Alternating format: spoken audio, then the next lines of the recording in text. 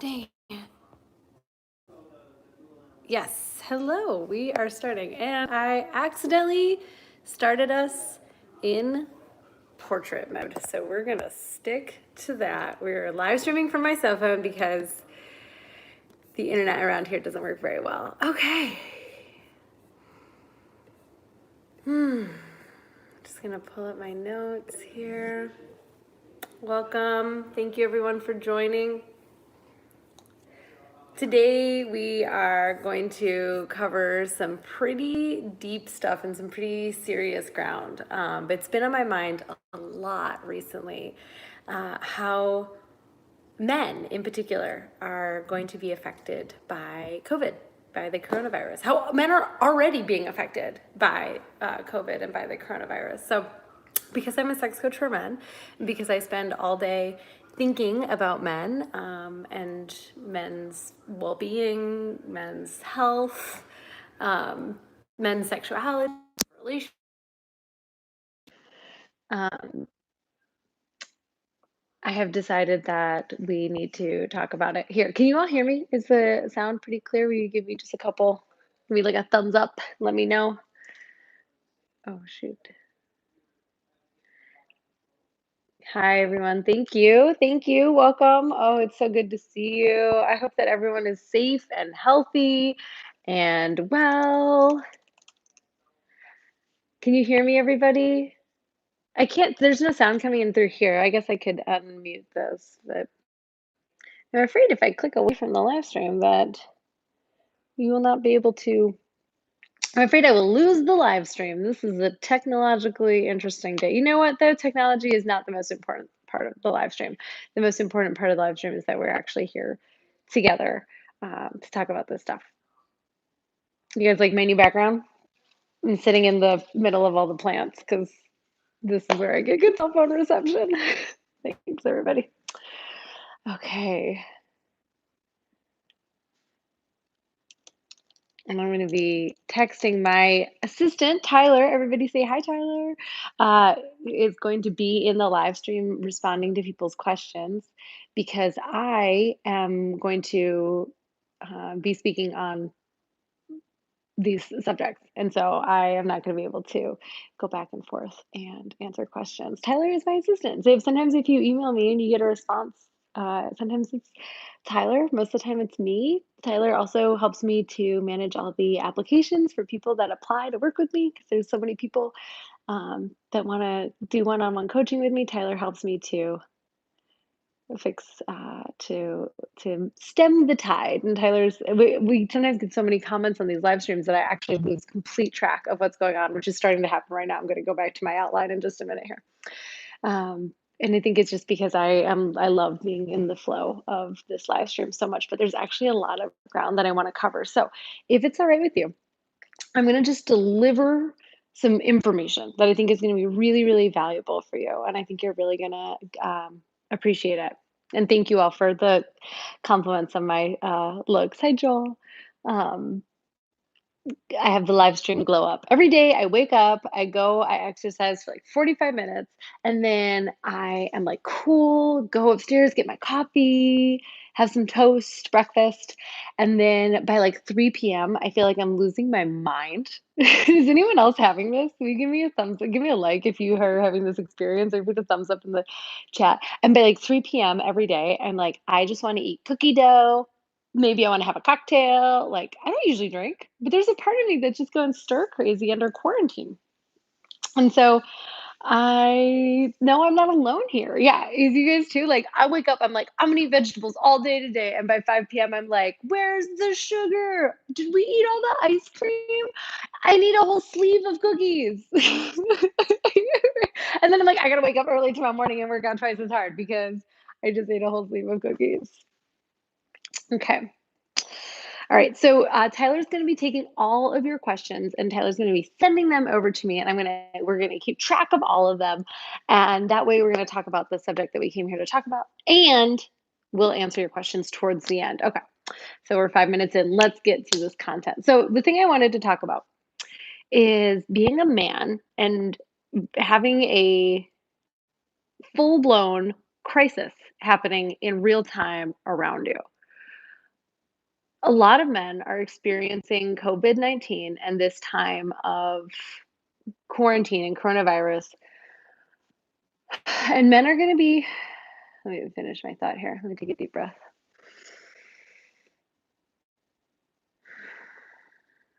A lot of men are feeling the effects of quarantine and of this crisis. A lot of men have lost their jobs. A lot of men have lost their source of income. Um, a lot of men are now when they were out working every single day, bringing home the bacon, making money for the family, are now stuck at home with the family and without their source of income. And I know this because I work with men. Men are telling me every single day that they're feeling like they've lost touch with some of the things that make them masculine. They can't go to the gym anymore, right? They don't have the gym, they don't have the work, they don't have the income, they don't have the potential for like taking care of their family. You cannot protect your family from a invisible enemy like a virus, right? So like a lot of men that kind of pride themselves on their ability to keep their family safe right now are in this position where the enemy is an invisible invader that you literally cannot protect your family from with all the muscles in the whole world. And add on top of that, that a lot of men are stuck at home with their families, their wives, their parents, their children, maybe all under the same roof. And now you have a pressure cooker for the average dude.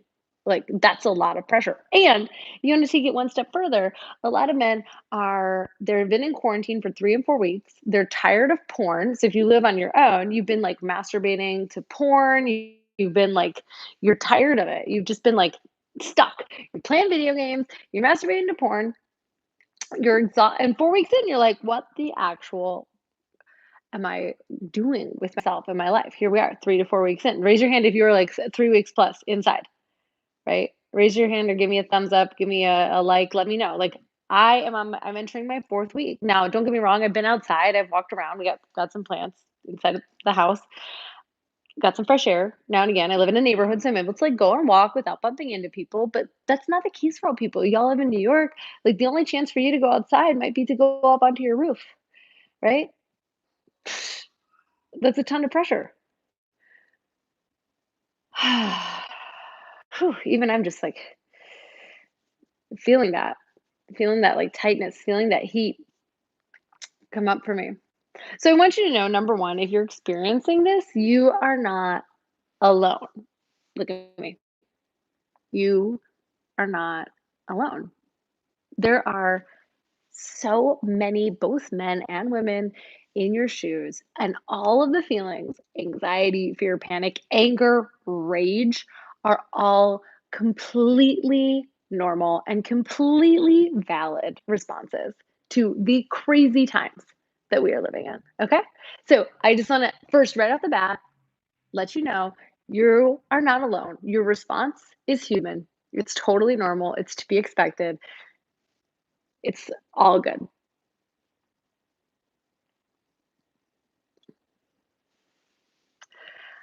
I also was thinking about my own dad, and when I was thinking about the masculine today, and how my dad, before he passed away, may he rest in peace, was like the emotional, strong center of my family. My mom is not super emotional, but my dad was like even less emotional. They're both Sagittarius. I don't know. They're just like very like straightforward, like blinders on, just like get focused on the thing that's got to get fixed. So I grew up with very logical parents, which was great. But I was thinking about how my dad w never really showed us that he was afraid. I'm sure there were many of times that he was afraid. I was alive during, 9/11. I'm sure there were times where he experienced a lot of fear, but he never let on. And I was thinking how that's a lot of pressure for a dude to be, like, facing this invisible enemy, maybe afraid of his own death, maybe afraid of his parents' death, and then also having to, like, hold that space of, like, holding it down for the entire family, holding it down for the whole tribe, holding it down for your wife. Like, I know for me, it was my husband, he was sick. He got sick totally unrelated. I don't think he had coronavirus. We didn't have a chance to get him tested. He's well now, so we didn't bother with it. We live in the United States, so testing hasn't been really available.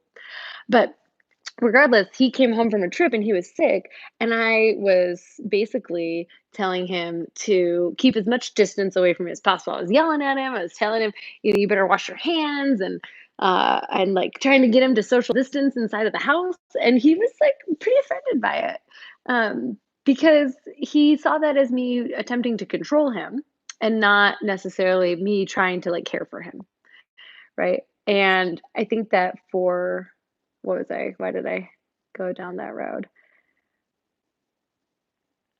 What I'm trying to say is that all of us are going to have slightly different reactions to these times. The way that men and women react is going to be different, and that's not necessarily a bad thing, right? Men, what is your responsibility if you have a partner who's panicking? If you have a partner that's freaking out, if you have a partner that's experiencing like a ton of stress? Well, number one, you don't have to understand or even agree to why she's stressed. Like my husband did not understand why I was so stressed. Um, and I don't think that I think that my reasons for being stressed about coronavirus are totally valid, and he doesn't need to agree that they're valid. He doesn't need to endorse that I'm right about my fears, right? He doesn't have to understand them at all. All he has to do is truly just acknowledge them. Just acknowledge them. Just acknowledge that they are real. Just be like, yes, I get it. I see that you are afraid, woman that I live with, that I love. Maybe even if some of you are sitting out there, I know there's a lot of people out there that are in the middle of a breakup and are now quarantined together, right? And they're experiencing their fears. They're experiencing the fears of a woman that they're living with. And they're like, I don't even want to, what am I supposed to do? Well, sometimes all you have to do is hold her hand, tell her to squeeze your hand, tell her that you're there with her, and things are going to be okay. Like, that is one of the major roles of the masculine in times of fear and uncertainty. And we're going to talk about how to deal with your own fear and uncertainty in just a moment. But first of all, how do you deal with the fear and the uncertainty of the people around you and your family and your wife or your female partner or your girlfriend? Maybe she's not even in the same room as you. Maybe she's a long distance. And how do you help her to manage her fear? And how do you be there with her for her stress? Well, number one is you don't have to endorse it or understand it. You just normalize it the same way that I normalized it when I got on this call. I was like, hey, everybody, it's okay to be stressed out. It's totally okay. You can say to her, like, of course you're stressed. Who wouldn't be stressed? It's okay that you're stressed. I'm good. I'm good with you being stressed. Thank you for being stressed. Thank you for being stressed so that I don't have to be stressed because I know that you're stressed enough for both of us. Like, thanks for being concerned about us, right? We can look at how that stress is actually a signifier of how much she cares, how much she loves you, and how much she wants everyone in the family to be healthy, right? We don't have to necessarily see that as a negative thing. Also, how as a man can you support the women in your life, the people in your life, really? But especially if you're not working, especially if you maybe don't have an income right now, you can support in a bajillion other creative ways, right? You can support by just being there for that person. You can support them by getting on a FaceTime, like holding space, seeing them face to face, asking them how they're doing. For me, my biggest source of support is I just want some like physical touch. Sometimes I start to get really anxious and like fearful about what's going on in the future. And I'll just ask my husband to just like lay on me a little bit, put some pressure down on me. Makes me feel really grounded. That's the kind of support that he can do. Let's say that your wife is a healthcare worker and she has to go to the hospital every single day. Like, and now, maybe you were in construction in your home. Well, how can you support her? Well, maybe you can support her by sending her off to work with food, texting her during the day, saying, "Hey, love you. Hey, I'm thinking about you. Hey, I'm here for you." You know? There's so many ways that masculinity and masculine energy can show up really strong. You can support her just by being the wall that she can crash against when she gets home. You can support her by being the certainty and the security that she needs to go out every single day as a nurse or as a healthcare worker and support people. Like, and when she gets home, she knows that you're going to be solid. She can have every single and any emotion in front of you. She can rage and cry, and you're going to be there with her no matter what. That is a fantastic way to support someone. It has nothing to do with money, has nothing to do with income. I send me some comments. I'll take a break real quick. Is this helpful? Is this useful content? Yes, not everyone has partners. We're gonna talk about that in just a minute because we're gonna talk about how we manage our own stress. What about the whipped cream bikini? I don't know. Tell me, are you guys with this? Are you enjoying this? Is this useful content? Thinking about how men in particular are going to be impacted by coronavirus. And we haven't even talked about how men are going to be impacted by like the physical virus itself and how it tends to have a higher mortality rate and higher rates of negative health outcomes, including death in men. And men are the ones that are on the front lines. Like men are the ones that have the jobs, the, you know, that are always in greater risk of danger. Men are often the ones who are working on the power lines, working on the water system, delivering the things that we need to survive. Men. I've seen more male Amazon delivery people. The guys that come to work on the internet. Men are always the ones in the front lines, and they tend to have higher mortality rates, they tend to have higher death rates at work. They suffer in ways that I know I've seen you guys, it's like 1 and 2 AM. Thank you for tuning in and staying up late with me here. Um, Men tend to have jobs that put them at higher risk, and now is no different than any other time. And, um and also, they tend to be more susceptible to death, and they're less likely to seek medical care when they do get sick. Right? How many of you know that you avoid the doctor? Men avoid the doctor. You don't want to. You're fine. You're healthy. Listen, I love you. I work with you. I have many men in my life who I love, and y'all are not the first people to go to the doctor. It tends to be women are going up to the doctor. Tends to be women are taking women. Women are the ones that go to the doctor when we need help when we're sick, right? It's like men are the ones that are like, "I'll be fine." And unfortunately, in this instance, that could cause untimely death and suffering, right? Okay, so I'm seeing a lot of people on here are saying, like, hey, what if I don't have a partner? Let's just talk about how we are managing our own stress, right? Because men manage their stress differently than women, and I think men actually could use a little bit extra support here. So let me pull. I did notes for this live stream, y'all. Usually, I just like hit the record button and we just flow.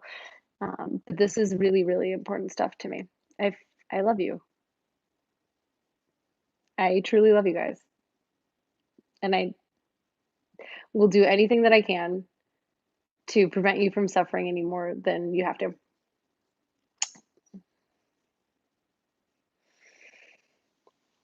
Yeah, that's it. I just don't. I love the men of this world, and I'm here to work with you. I'm here to serve you, and I'm here to make sure that you are, feeling seen and taken care of, and that you have the resources that you need.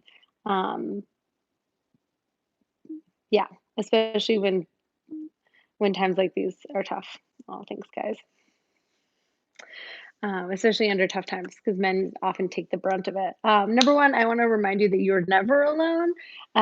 We're going to put the phone number for the National Suicide Hotline in this video description. If it's not already there, we will do it afterward. If you need support, if you need help, like in the moment, get help, get support. It's okay to call on the people who you know, your friends, your family, your loved ones, your wife, your girlfriend, it's perfectly okay, but they're not always professionals and sometimes they don't really know how to support you. And so if you're feeling really low right now, or you're feeling a lot of like fear, you're feeling a lot of like any difficult emotion, like get help. Number one, get help. If you have a therapist, if you have a friend, if you don't, call the National Suicide Prevention hotline. Again, the number will be in this chat after we wrap it up, and all of you have the internet. So if you're watching this right now, I know you have the internet. You can Google the number for the National Prevention Hotline and your local resources for ongoing mental health support. So number one, I'm just going to say that because you guys, men have higher rates of death at work, higher rates of suicide, completed successful suicide. Women have higher rates of attempted suicide, but men tend to be better at actually completing suicide. And during times of financial crisis, like the one that we're in right now, there tends to be an uptick in suicide rates. And you guessed it, it mostly affects men. Okay, so number one, how to deal with our own stress. Number one, decreasing the number of things that stress us out.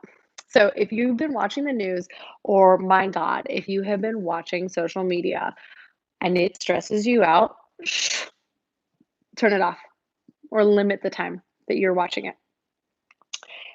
There is no additional information that is so critical that you must be pinned to the television all the time.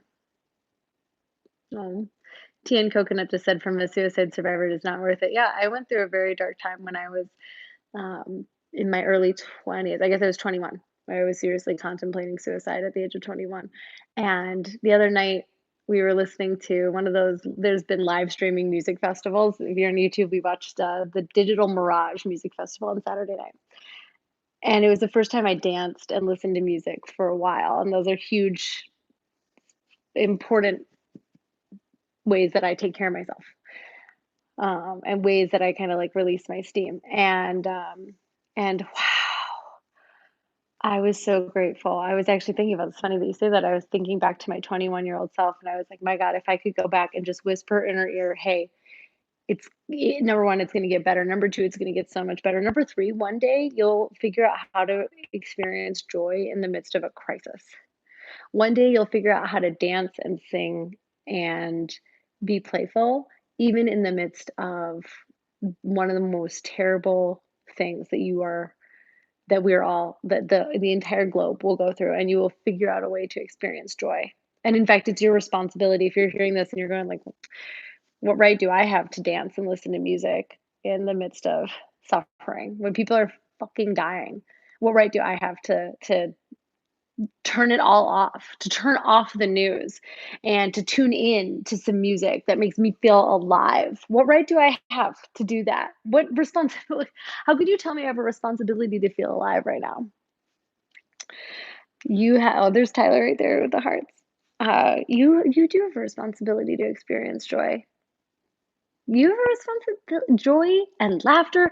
And if you have kids around, boy, you better let them see you laughing, let them see you playing, right? Just because something bad is happening doesn't mean that we all have to suffer 24 hours a day, 7 days a week. All right. I highly recommend Insomniac.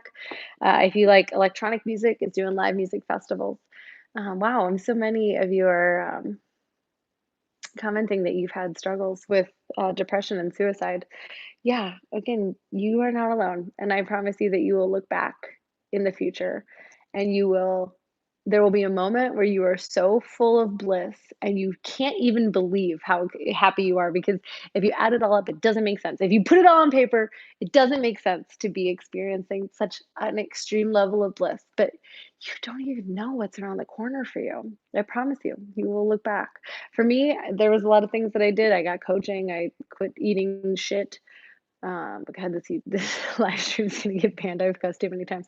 I stopped eating food. I stopped, using the drugs that were keeping me down unconsciously.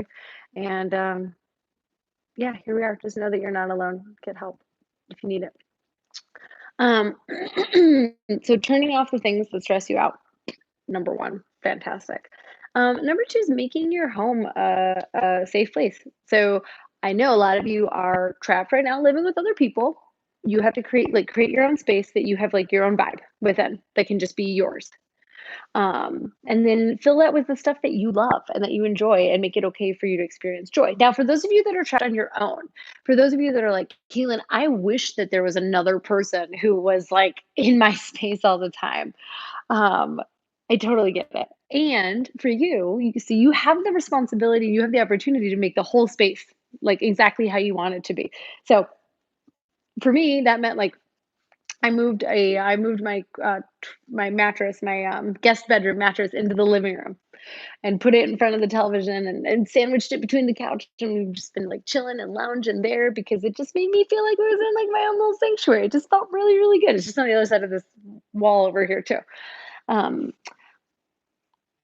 Create a sanctuary that can honor and that can hold you and that you can feel great about being in. So sometimes that just means like cleaning up. Have you ever heard the body is a temple?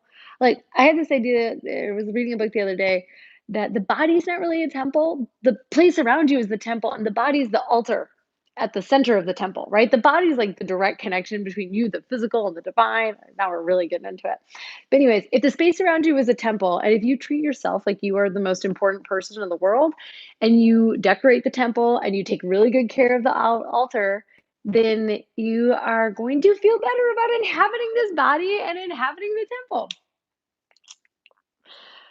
So, if you are taking, so again, if you're on your own, creating a space that feels good for you, and then connecting with other people. This is another thing that's sort of man specific.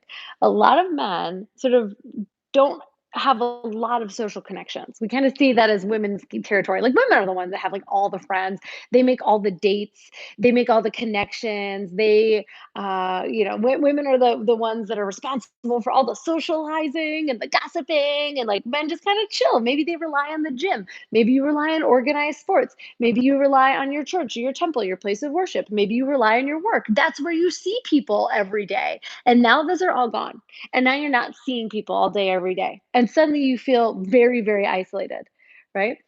If that is the case for you, I challenge you to connect with other people and do it in a way where you feel like you're giving to other people. Because everyone feels good about giving. When we're in a funk and we don't feel good and we put ourselves in a place where we are giving to other people, whether that's like we're giving $5 to someone who we know it's going to make a difference, or we're giving an hour of our time and attention to somebody who we haven't caught up with, but we know lives on their own, whether that's like an older relative or a neighbor, you know, giving to other people feels really good. So make a space where you get to give to other people, even if all you're giving to them is your time and attention on a FaceTime call. And yes, FaceTime, texting, chatting, Facebook messaging, all the nefarious ways that we can get in touch with each other through this. This is good. Texting is good. FaceTime is better. A phone call is good. You don't have to go all the way to FaceTime or Snapchat, or whatever. I don't care. You have an Apple phone or whatever. FaceTime doesn't actually matter. Um, what I mean when I say FaceTime is like video, just like we're doing right now, where you can see a face and you can hear a voice and you can connect with another person. I One of the things that I have really loved about this quarantine situation is that I've been relying way more on Zoom. I'm going to host a Zoom party for people that are on my email list next Friday. So if you're not on my email list and you want to come to my Zoom party, where there's gonna be live demos. I'm gonna have like some cocktails, but if you don't, I know not everybody drinks cocktails. A lot of people on my channel don't drink cocktails. I'm gonna have a cocktail. Uh, you can have a mocktail or a juice or a bubbly water or whatever. And we're gonna do some live demos. We're gonna hang out. And if you want to be invited to that party, all you got to do is go to bettersexcoach.com and sign up for my um, free guide or my newsletter on that website, and you can come to my cocktail party. But what I was going to say about Zoom is that we are actually connecting with people on a way deeper way over the internet than I expected. It's like when I'm on the internet, when I'm talking to you guys and you can see my face, I'm putting my energy out there in a way that you can actually receive it and appreciate it. And oh, thank you, Tyler. Yes, Tyler, BPP coaching. That's me. It's me. It's Tyler. So anything that comes from them is coming from us. We are one. Because we are actually able to project our energy over the internet. And how freaking cool is that? Like, how many of you have attended something on Zoom this week or last week or Zoom or whatever? I'm using it's like Kleenex, but I mean tissue.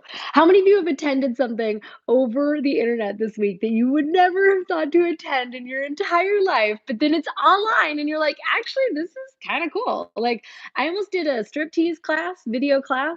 I have been to a meeting of all my masterminders. Tell me what it was. Put in the comments. What have you attended this week? I was in a 3-day retreat with other sex coaches on Zoom. And it was amazing. I have loved it. I've been to a birthday party online. I've heard of brunches online. I've attended pitch meetings for the television show I'm working on online. It's wild. And you can actually feel the other people. You can feel that they're there with you. So take it online. This is live. This is alive. We Can you feel my energy there with you? Are you able to feel that? I don't know what the meaning of that question is. Is this real? This is real, Dimitri. Yeah, so anyways, if you guys wanna come to my Zoom party, cocktail, mocktail, live demo, I'm gonna be live demoing on my toy whose name is Destiny. And we're going to be celebrating the release of my latest masterclass because you know what? We might be in the midst of quarantine, but sex has never been more important. Pleasure has never been more important. And so I am releasing my new masterclass later this week. And if you want to be included on it, you got to get on the email list now. Because once the door closes, the cocktail party begins and you can't come late to the cocktail party. You're going to have, gotta yeah, I'm gonna leave it there because I'm too excited. I don't want to give away too much cool stuff that's coming up. But that's, anyways, where were we? Okay, so men out there, connect with other people. The other thing I was gonna say is that there is no wrong way to be responding right now. Some people are gonna go into fight. Some people are gonna go into freeze. Some people are gonna go into flight mode. Some people want to escape. Some people want to fight. Some people are gonna get really, really angry. And some people are gonna get really, really sad. There is no wrong way to be responding to the situation. The only wrong way to respond truly, if I'm going to be serious about it, is by taking that anger out at other people. That's the only wrong way to respond. Is that if you're angry, you're sad, you're upset, you're afraid, it's perfectly normal to be afraid, everyone. It would be almost crazy not to be afraid right now. The only wrong way to deal with that fear is by taking it out on the people close to you. Now, I know that is easier said than done because what I'm asking for requires a higher level of self-awareness and time to reflect than the average person gives themselves. I'm guilty of this too. Sometimes I'm like, I don't even know why I'm upset. I just know that I'm upset. Right? So one of the beautiful things about this time frame in quarantine where we're living in is that we have more time. Like, how many of you are doing the quarantine glow up I mentioned earlier? Give me a thumbs up or write in the chat that you, if you're working out more than usual, if you're making food at home. I was such a carry out queen, you all. It was nothing for me to order sushi like 3 nights a week delivery. I have cooked every single meal here for like 4 weeks, feeding myself. I haven't gotten carry out since we did quarantine. How many of you are eating better than you were before? Eating cleaner, eating healthier. You're working out more. The only thing that's going to look worse when we get out of quarantine is our hair. At least that's for me. Some of y'all might have longer hair. I might have, it's gonna get pretty serious. I'm gonna have to ask somebody to buzz it for me. Oh yeah, yes, I love seeing these comments. People are cooking. They're cooking for their partners. They're taking care of their families. They've got mullets. They're not eating carry out. Sexting has been great this month. Boom. How do you get invited to the party? You have to be on my email list. So bettersexcoach.com. And Tyler, if you're watching, throw the link up. You got to get on my email list. So bettersexcoach.com, or you can go to caitlinbneal.com/newsletter, which I didn't even know was a URL. And once you get on the newsletter, you can get invited. The only people that are going to be allowed in the cocktail party are the people that are part of the new masterclass. So if you enroll in the new masterclass, which is about squirting, so it just came out with a new masterclass on squirting and all things squirting. It is actually so much more than just squirting. It's like really how to trigger it's super deep, life-changing orgasms in women. And if, for those of you who are on my email list, I've been opening up all week about what what squirting did for me and the first time that I squirted and what a life-changing experience it was. Because believe it or not, this woman that you see in front of you here today, she used to be a full-time snooty researcher, B word, who was not sexually expressed, who was very much in like sexual repression and just studied sexuality from a lab coat and could never have come on the internet talking to hundreds of you all wearing something like velvety and on cocktail party it's gonna get a little sexier, because it's Zoom, not YouTube. We can wear whatever we want. Um, yeah, so it wasn't because trust me, this didn't happen um, through just reading alone. There was a lot of cool stuff that went on including and very much about a squirting orgasm. Okay, give me a thumbs up and let me know that you're still with me. Give me a like. We have 65 likes right now. We got 100 people. I know that we can get up to over 100 likes uh before we are done here. Okay, where was I? We're talking about how there's no wrong way to respond, making your home a sanctuary, making it okay to feel joy. And also one other thing, and then I'm going to take your questions. So if you have questions, go ahead. Keep giving me thumbs up. Keep hitting like. We're up to 72 already. And I'm going to take your questions in just a second. But here's the other thing I would say. If you are enjoying yourself right now, if you're like, actually, quarantine is kind of great. I like not leaving the house. I like declining invitations. I like not having to socialize with other people. That's perfectly okay. Okay, I want you to know that that's also a totally normal response. There's literally nothing you could be feeling right now that wasn't a quote unquote normal response. You're normal for the way that you're feeling. For me, I'm like, for the first 4 weeks, I was like, I love this. I could be quarantined all day. This is amazing. Like, I don't want to leave the house. I don't want to talk to anybody. Like, this is great. I mean, I want to talk to you guys, but like, I don't want to like have to drive places. And um, and then week 4 came around, and I was like, actually, I'm a little crazy right now. I think I should get out of here.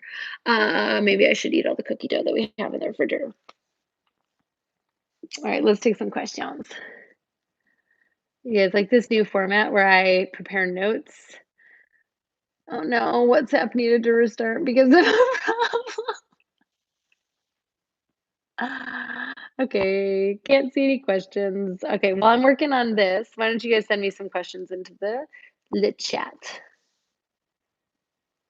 Oh, there we go. Okay, got him. Spencer Coots said, "You say no porn. Does that include pictures?" Yeah. So for many of you who are familiar with me and my work, have part of my other master classes, you know that I think for men,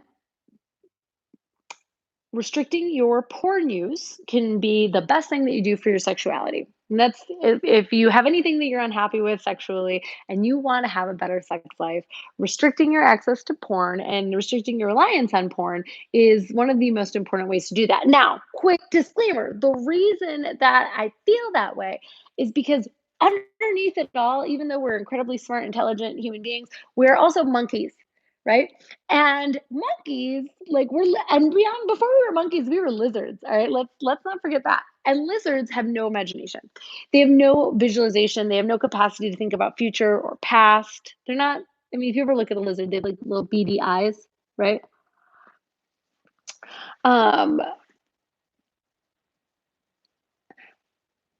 And our brains are not designed to have constant access to sexually relevant material. Our brains are not designed to have constant ability. You know, think about it. Your ancestors probably only ever saw boobs across like the watering hole. You know, they couldn't see endless, not just boobs. Let's be real. Like boobs is like the mid. You want boobs, you can go to Instagram. You go to Pornhub and you can literally see anything get inserted into any orifice endlessly. There's like more porn being uploaded every single minute than there is porn being made. I mean, it's amazing the variety and what's available. And our brains are just not designed for it. It's like me and cookie dough. My brain was not designed to have constant cookie dough available in the refrigerator. And that's why me and cookie dough are having so many problems right now while we are stressed out. And by we, I mean me, are having cookie dough problems. So because I'm not designed to have endless sugar available because my brain can't handle it because I'm a monkey at the end of the day, same is true for porn. We're not designed to have porn constantly available. So if you have erectile dysfunction, you have premature ejaculation, you have delayed ejaculation, your spouse, oh, there's some talk about killing spouses in there. Could someone go back and tell me more about what's going on? Actually, you did want to talk about domestic violence, so we'll talk about that in a second. You're not designed to look at porn all the time. It's the cause often of the problem. So premature ejaculation, erectile dysfunction, early onset erectile dysfunction in young, healthy men, delayed ejaculation, the inability to reach orgasm when you want to. A lot of these have their roots in porn consumption. Now, again, a lot of people get really mad. Yeah, because I took all the cookie dough and the cookie dough ice cream and the sorbet and the chocolate covered cherries. I'm not saying that porn is bad. I'm not saying that you have to never look at porn again for the rest of your life. I am telling you that if you want to have a really great sexuality, especially one that you share with another person or loving partner, that porn is more likely to get in the way than it is to help you out. Terry Crews, you all know Terry Crews, the Salvation Army, like muscles guy. Terry Crews, I don't that's his most recent work. He was famous, I think, for football, but he actually issued a challenge and said that he wants to have a porn-free quarantine. He's recommending to men that they have a porn-free quarantine. So I actually think this is really fun. If you're interested, um, I highly recommend that you quit using porn. Understand that it's going to take a little bit for your body to readjust. If you find that it's impossible for you to quit, switch to one porn star, just one actress, only watch her. It'll help your brain just to associate porn with just one woman instead of a harem full of infinite women. And then if you can, if you still feel like you need to titrate down slowly over time, switch to still images, and then switch to no images at all. That's a great question. Touch on the correlation between work life and sex life. Um, Give me more details on work life and sex life because you're working from home now, and so you're like working next to the person that you're having sex with 20 hours a day. Okay. What can Neville Stewart asked? What can men do to show up with certainty for himself and his partner? Such a great question. Hmm. That is a really great question. So, in uncertain times, it helps us to focus on the things that we are certain of. And for me, that starts very much just within your body, like your beating heart, right? The skin that can feel, right? I'm certain of very few things outside of this body, but in this body, I can be certain. I can find certainty in my physical connection to myself, and I can find certainty in any given moment in what is certain in that moment.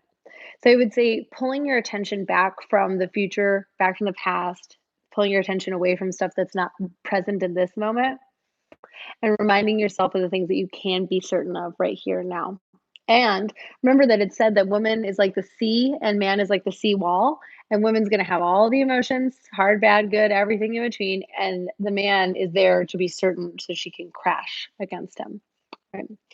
And if you find yourself having trouble being that wall, if you have yourself finding trouble in the midst of all the uncertainty and the fear, then grounding yourself down in the present moment, grounding yourself in your body, putting your feet oh, you guys are gonna love this. Oh my god, look at this nasty old socks. Put your feet directly on the floor. Put your hands on your knees. Take a deep breath. What can you be certain of right here, right now? And where can you pull on that certainty to allow you to remain stuck here in this moment, strong in this moment for the people in your life who need you to be strong? I hope that answered your question. Okay. How would you, Artisan Brand 2124 said, how would you approach your wife to cuddle, trying your best not to make it weird, knowing that her hormones have changed after coming off birth control? Well, I have follow up questions, but what I hear in this question is that as her hormones are changing, her desire for physical touch and closeness um, maybe is changing. And so, artisan bread, I would be clear about your request and clear about what the cuddle means to you and what you want out of it. So, one of the challenges for some women is that when a man says he wants to cuddle, he's actually just trying to have sex with her.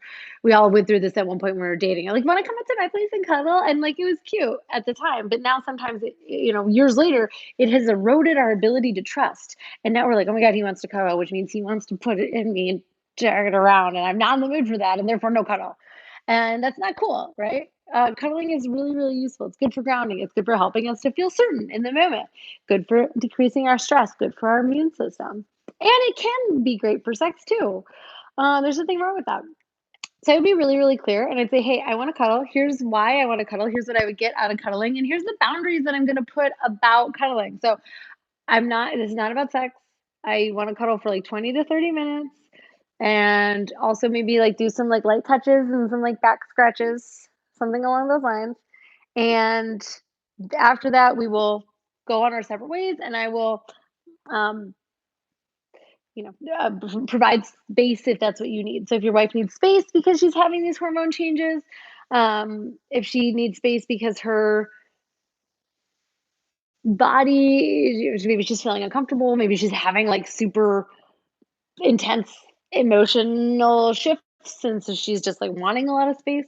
Can you put a container on your cuddle and on the request so that both of you can still get your needs met? And Artisan Bread, feel free to write additional comments in the chat, and Tyler, you can send those over to me. W957007 said, could you touch on the correlation between work life and sex life? How you do life is how you do sex. Oh, interesting. Okay, so I think what you're referring to is something I often say, which is that the way you do one thing is the way you do everything. So, like, the way that you organize your living room is correlative to the way that you go grocery shopping, is correlated to the way that you have sex. And I stand by this. I think the way you do one thing really is the way you do everything. Sometimes we do treat sex really differently. We treat sex as if it's like it's totally on. We treat sex like it's its own thing, and it is its own thing to a certain degree. Um, so what I was probably saying there was like how you show up at work is going to be very similar to how you show up in your bedroom. And I think that's still true. What I actually thought of when you said this to me, work life and sex life, is like sometimes you are with your partner now 24 hours a day. So everything is taking place in the same place. Like the kitchen table, which before was just family time, is now work, it's now bills, it's now thinking about how we're going to take care of our aging parents that we can't go see. It's like now maybe the kids that were off at college are now home. Like everything is happening all in the same place. And that can be really, really challenging for us, can be really challenging for our sex life. Remember that sex is two people coming to get two or more, two plus people coming together. And when they're always like this, there's not that much distance to transverse. It loses a lot of its excitement and some of the spark. So I would say one way that you could actually do this is by creating some really clear boundaries. Like at 6 p.m. on Friday night, we turn off work and we don't start work again until 8 a.m. on Monday. And maybe 24 hours in on Saturday night, we get dressed up. We play make believe. Esther Pro was just talking about this on her live stream. We change the living room and we make that a date, and we have a date night and we get dressed up, right? We actually like put on our best for each other and we are romantic towards each other. We like cultivate this space. One thing that's interesting is that a lot of couples have more time now than they did before. And so you're able to do things like that. Like you can cook a meal together, you can exchange massages. One thing that's really important to think of is that we often have the idea that that we only have so much time for like sex and intimacy, especially if you're used to having premature ejaculation and you have to move really, you feel like there's just pressure around sex already, or you have any sort of performance anxiety. So why not say, let's do 30 minutes of massaging that helps us to calm our nervous systems down? Because remember, on a normal day, like January 10th, we were about here baseline.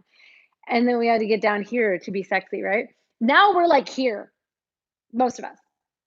Even if you're not particularly concerned or worried about coronavirus, it's just like there's so much anxiety around everywhere, right? So like we gotta bring it down to here just to get back to baseline, and then bring it down to here to get sexy time. And that could be cuddling, that could be touching, that could be a sensual massage. I always say massage because I love getting massages.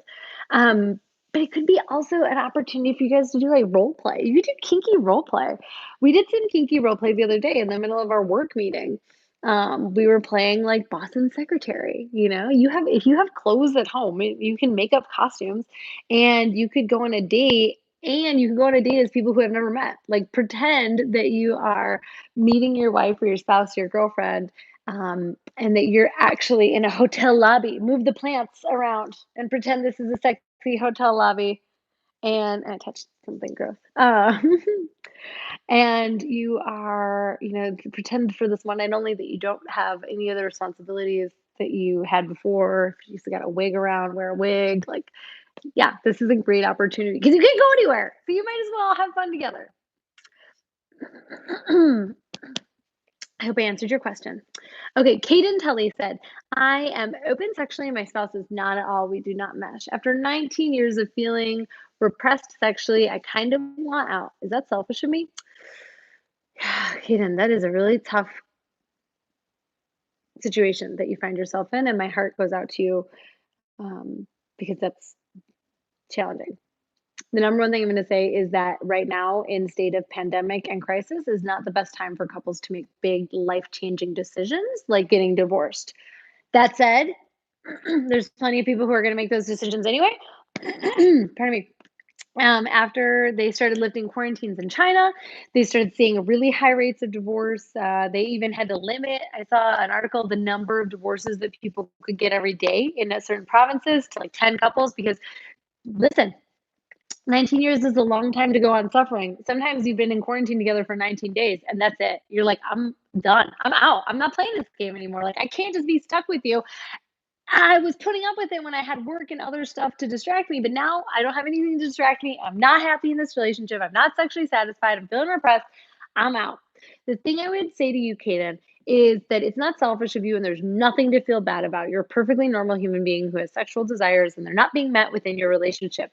And since you cannot go out and date new people right now, I mean, you can go on like Tinder and have virtual dates, but you can't be like having sex with other people right now, new people. I would say, have you given everything you can? Have you given your all to understanding what your wife's sexual needs, preferences, and challenges and hangups are? You said you're open sexually and your spouse is not at all. But what's that actually about? Like, what is she open to? I'm sure it's not that she's entirely closed off, and if she is entirely closed off, is it because she experienced some sort of traumatic experience? Did she experience a sexual assault? Did she grow up in a family for whom sex was associated with the devil? Nobody's sexually turned off automatically. We only get sexually turned off because our culture, our families, our surroundings tell us. So all of us human babies, we come out of the womb fully naked, and we are destined from that date to grow up and to be sexual adults with sex drives. And so the only reason that someone is sexually repressed is because their culture, their people that raised them, or something like along those lines caused them to be. So, have you really understood what it is that caused your wife to become sexually oppressed? And is she interested in even small ways of coming out sexually of the closet? Okay, we have 85 likes.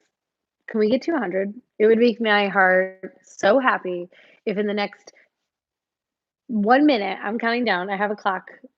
If we could get to 100 likes, 100 thumbs ups. And in the okay, there we go. Yes, yes, yes. Brrr. Boom. Oh wait, I overshot it. I was premature. It was 99. Hang on. It's still only at 100. Okay, here we go. We have we're still at 100. Um, Kate until I said I have given everything I have. I have no secrets. She was never allowed out of the house growing up. Yeah, I hear that. Same with me. I was not allowed to go and explore, and I wasn't allowed to take any risks when I was growing up. Give me a thumbs up or write in the chat if you were like me.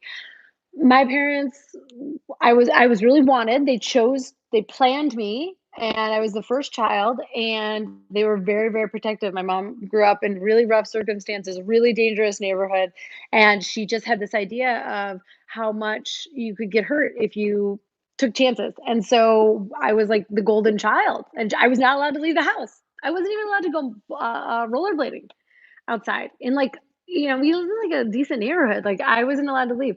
And I grew up very repressed. Now I was fortunate in that I figured out how to masturbate really early on in life.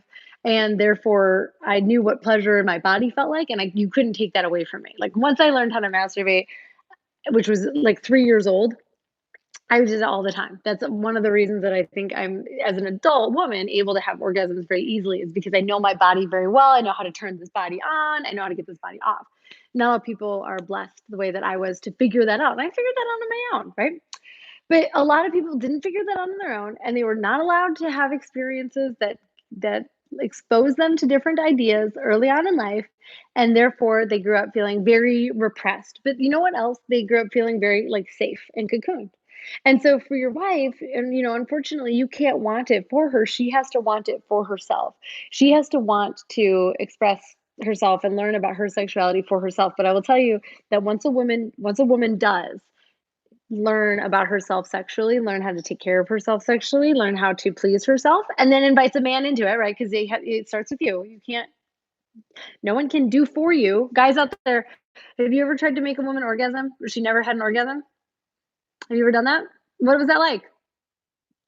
Sucked. It was a lot of work. You're like, "Ah," and your fingers were going. You're like breaking a sweat.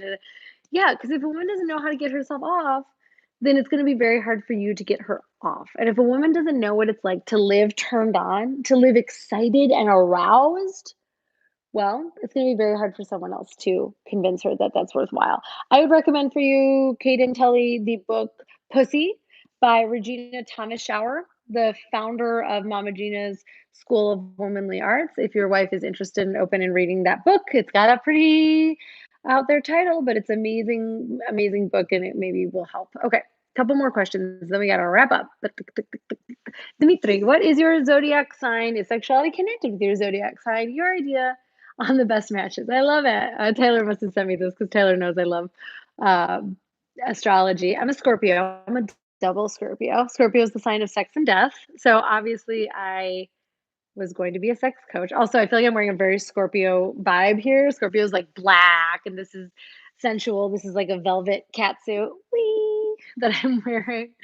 Who here's a Scorpio? Tell me your sign. What's your sign? People on the live stream, what is your sign?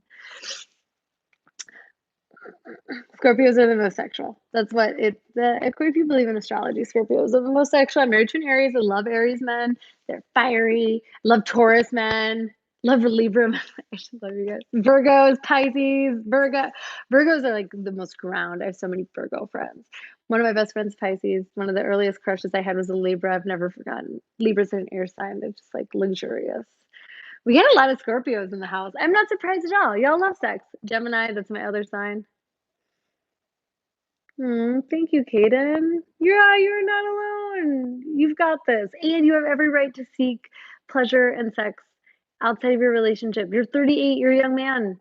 19 years is a long time to put up with anything, especially if that's half of your life. Okay. And once this quarantine situation is over, if you want to seek relationships, sexual satisfaction outside of your marriage, and whether we talk about how you get consent from your wife to do that, but I really believe that you don't wanna look back on your life and feel like you didn't experience the sex that you were meant to experience. That's a huge red flag for me. I don't wanna live with any regrets.